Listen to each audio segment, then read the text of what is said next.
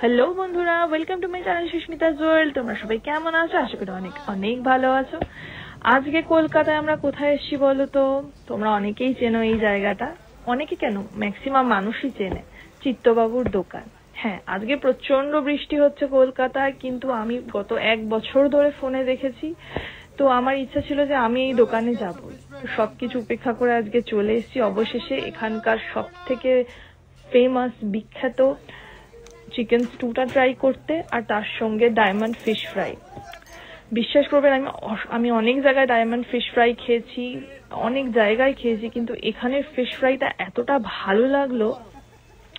গরম তো ছিলই, তার সঙ্গে যেরকম গরম ধোঁয়ালা একদম ফিশ ফ্রাই দিয়েছে, তার সঙ্গে এত সফট ফিশ ফ্রাইটা ভেতর থেকে, মানে তোমরা যারা এখনো অব্দি আসোনি তারা সব জায়গায় গেলেও এইখানে একবার এসে তোমরা একবার এখানে খেয়ে দেখতে পারো।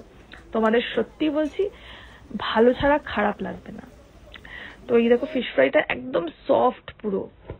এরপরে আমরা ট্রাই করলাম এখানের সব থেকে বিখ্যাত চিত্তবাবুর দোকানের চিকেন স্টুটা অসম্ভব সুন্দর ছিল।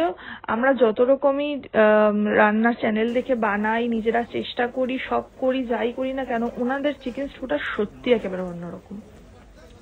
মানে আর স্যুপটা অসম্ভব ভালো লেগেছিল, মাংসর পিসটাও দিয়েছিল ভালো। তো বেশ ভালোই লাগলো আজকের দিনটা এখানে এসে। তোমরা যারা আসোনি অবশ্যই একবার ঘুরে যেও চিত্তবাবুর দোকানে, আমার তো অভিজ্ঞতা খুব ভালো লাগলো। তো তোমাদের সাথে আবার দেখা হবে পরের ব্লগে।